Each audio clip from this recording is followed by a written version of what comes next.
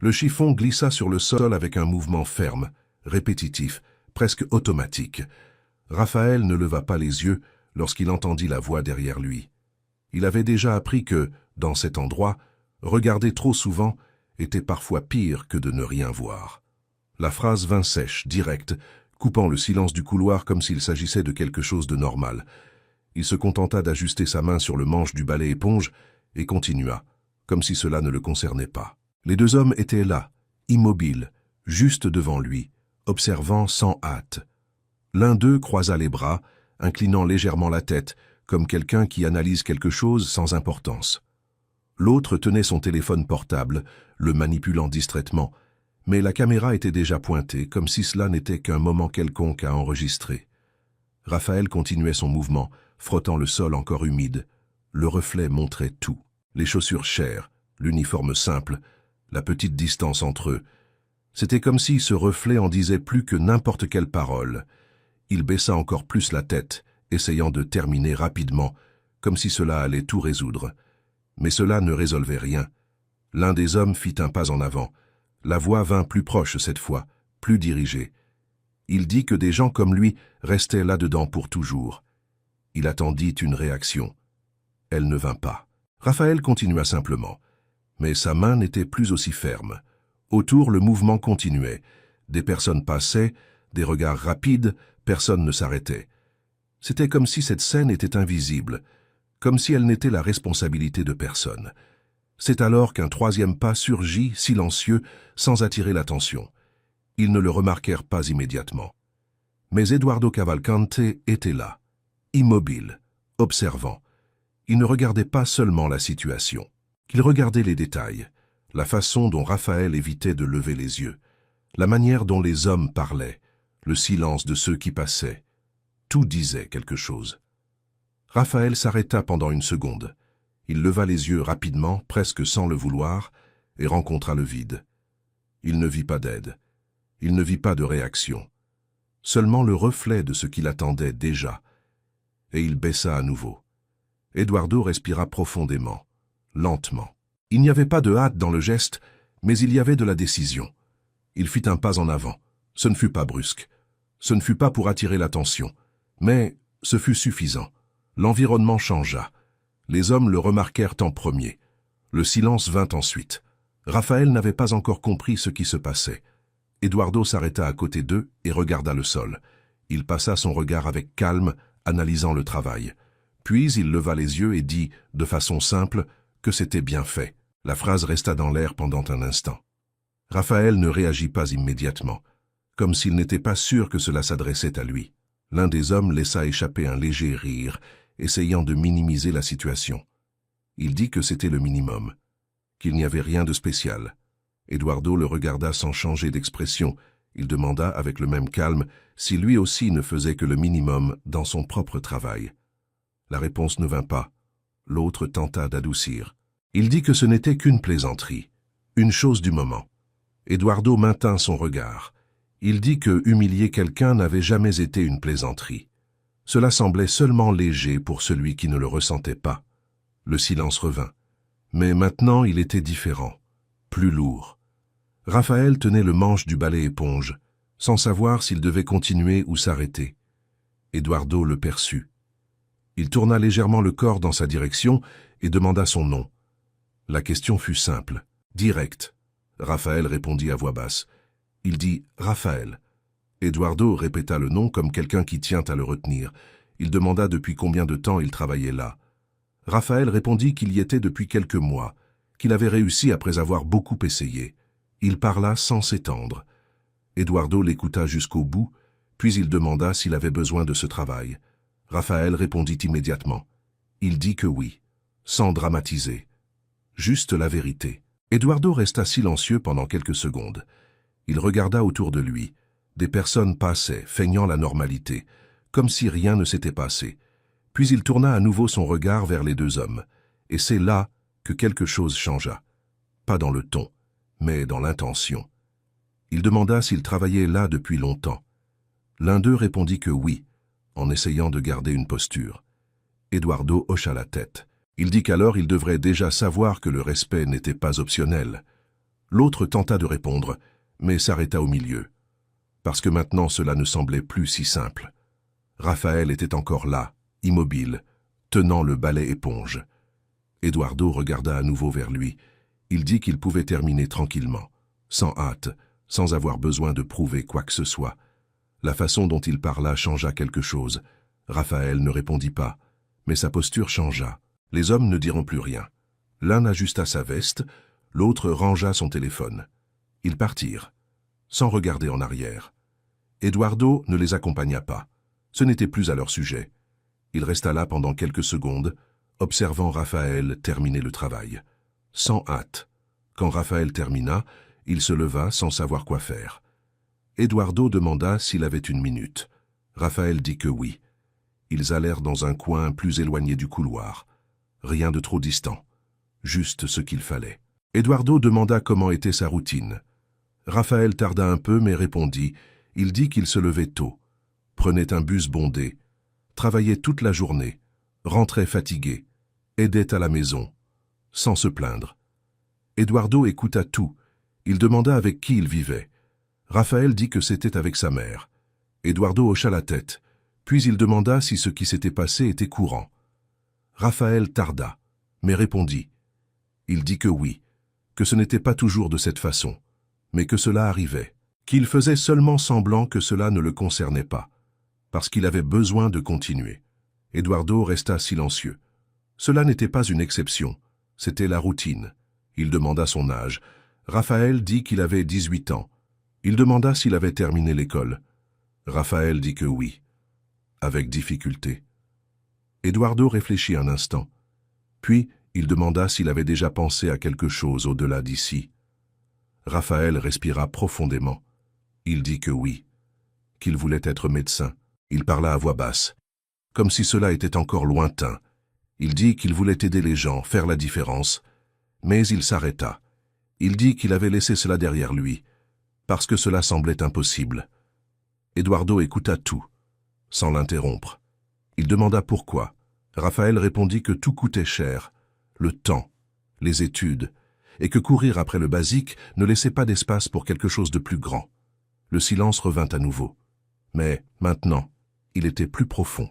Eduardo dit alors avec calme que renoncer à un rêve ne changeait pas qui était la personne. Cela changeait seulement le chemin pour un temps. Raphaël ne répondit pas, mais cette fois, il ne baissa pas les yeux. Il resta là, écoutant. Et pour la première fois, quelque chose semblait différent. Ce n'était pas une solution, mais c'était une possibilité.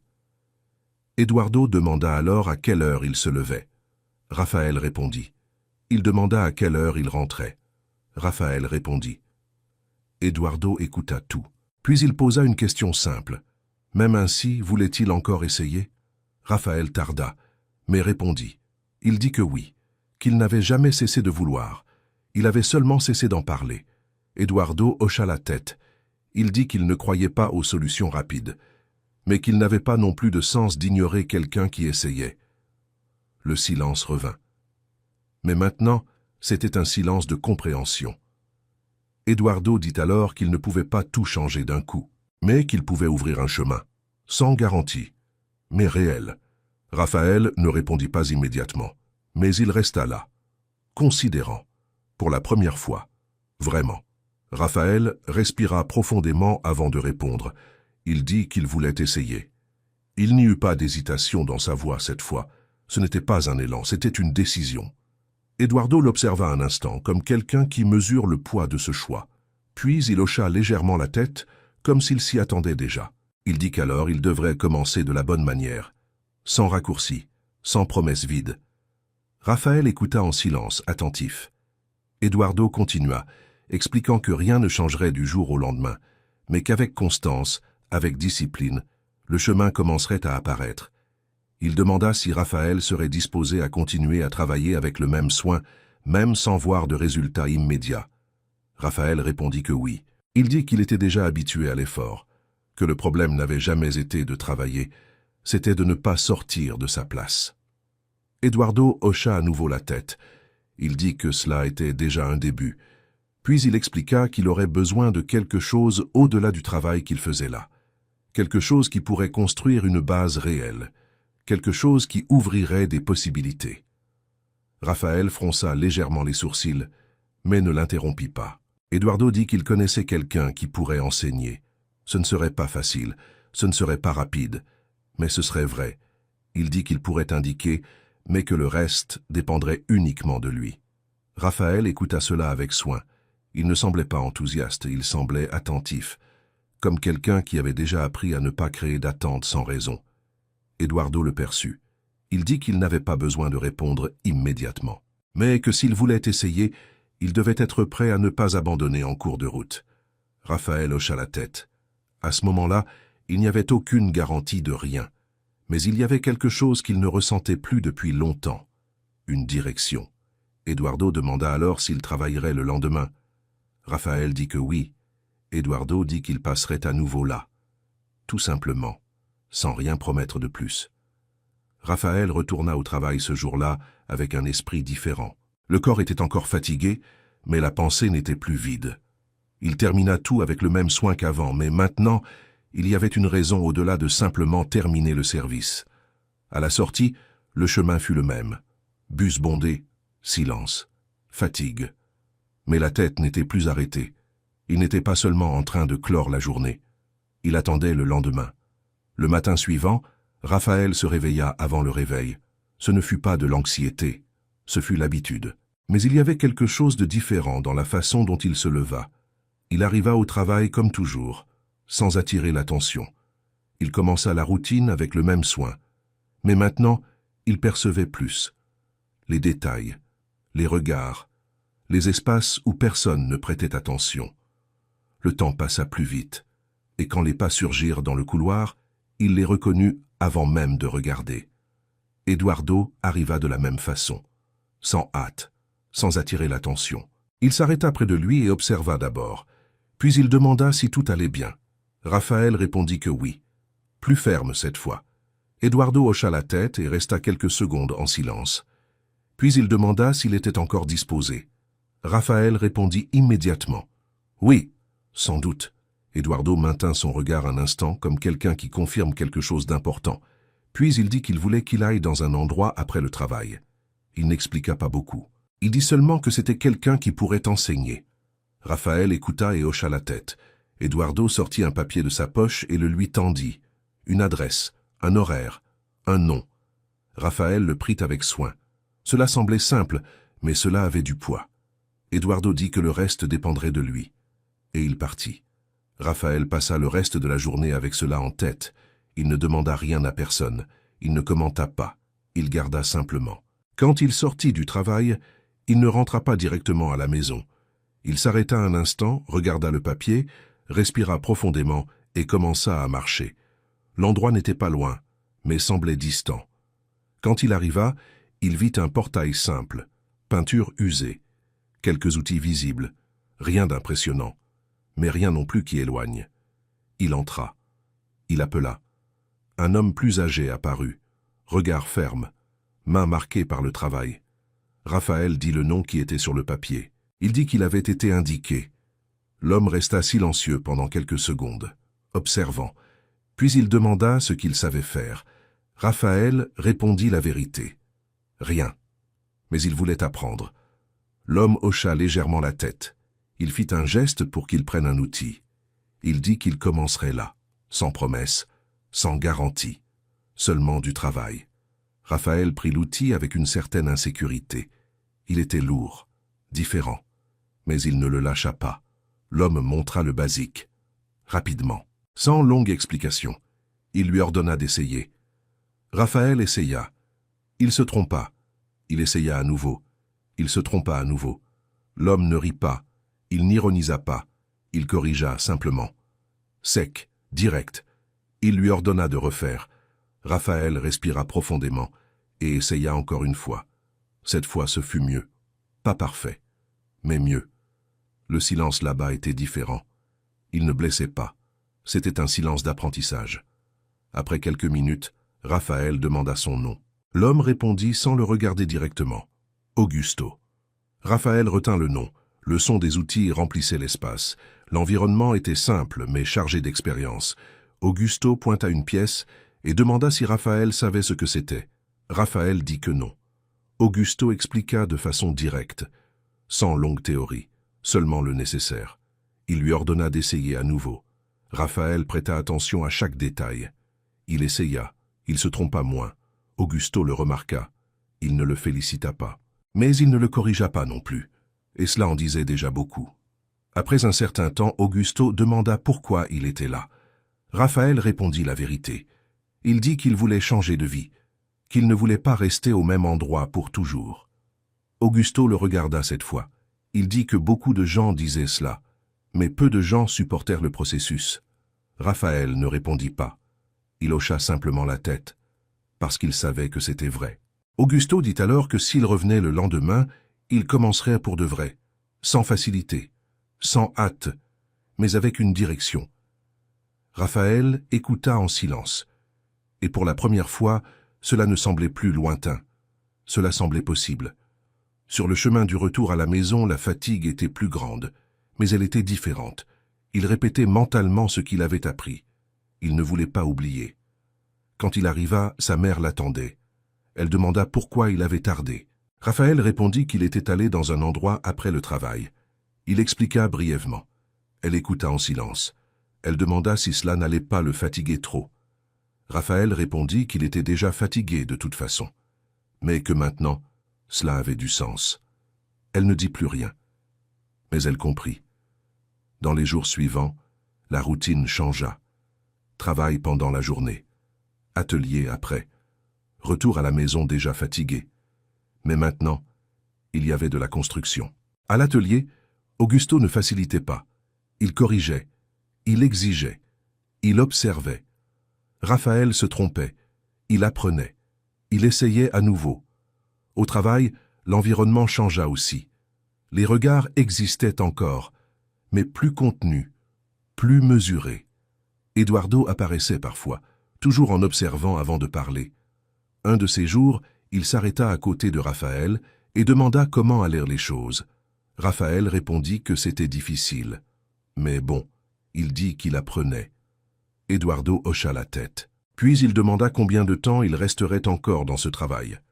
Raphaël dit qu'il ne savait pas, qu'il avait besoin du salaire. Eduardo hocha la tête, et il dit quelque chose qui resta dans l'esprit de Raphaël, que parfois, rester au même endroit garantissait l'aujourd'hui, mais retardait le demain. Raphaël ne répondit pas, parce que cela n'était pas simple. Mais il le garda. Le temps passa, la fatigue augmenta, mais l'évolution aussi. À l'atelier, Augusto commença à laisser Raphaël faire plus seul. Se tromper, corriger, apprendre. Cela était de la confiance. Un après-midi, Augusto demanda combien de temps il comptait continuer à ce rythme. Raphaël dit qu'il en avait besoin, qu'il n'avait pas le choix.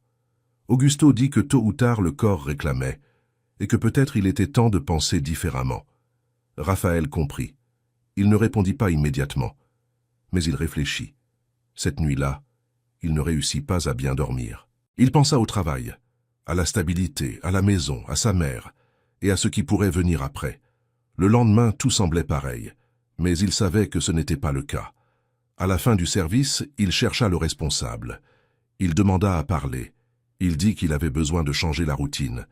Il demanda s'il y avait une autre option. La réponse fut directe. Ou il restait comme il était, ou il ne restait pas. Raphaël écouta. Il resta silencieux pendant quelques secondes. Il respira profondément, et il décida. Il dit qu'il ne pouvait pas continuer de cette façon. Il remercia, et il sortit. Ce ne fut pas facile, mais ce fut nécessaire. Quand il quitta le bâtiment, le monde semblait le même. Mais lui, non. Le lendemain, il retourna à l'atelier plus tôt. Augusto le remarqua. Il demanda pourquoi. Raphaël répondit qu'il avait maintenant plus de temps. Augusto comprit, et ce jour-là, le rythme fut autre, plus intense, plus d'apprentissage. À la fin de l'après-midi, Eduardo apparut à nouveau. Il observa, et il demanda comment allaient les choses. Raphaël répondit qu'il avait quitté le travail. Eduardo resta silencieux pendant quelques secondes. Puis il hocha la tête. Il dit que des décisions comme celle-ci n'étaient jamais légères, mais qu'elles étaient presque toujours nécessaires. Raphaël écouta. Et cette fois, cela avait du sens. Raphaël resta silencieux pendant quelques secondes après cela. Il n'y avait pas de regret, mais il y avait le poids naturel de celui qui comprend que le choix a été grand. Eduardo observa sans hâte, comme il le faisait toujours, et alors il dit que maintenant, le chemin était plus clair. Pas plus facile, mais plus direct. Raphaël hocha la tête, parce qu'il savait que c'était vrai. Dans les jours suivants, la routine se consolida pour de bon. L'atelier cessa d'être seulement une tentative et devint une construction réelle. Chaque erreur apportait un apprentissage, chaque réussite de la confiance. L'argent était encore peu, mais maintenant il venait avec un but. Le soir, le cahier restait ouvert, même avec la fatigue. Ce n'était plus une obligation, c'était une décision. Un après-midi simple, sans rien de différent dans l'environnement, Eduardo apparut à nouveau. Il observa tout pendant quelques secondes, et alors il s'approcha. Il dit que ce n'était que le début, mais que c'était déjà suffisant pour prouver quelque chose d'important. Raphaël le regarda attentif. Eduardo compléta en disant que l'opportunité ne change la vie de personne toute seule. Ce qui change, c'est ce que la personne fait après qu'elle apparaît.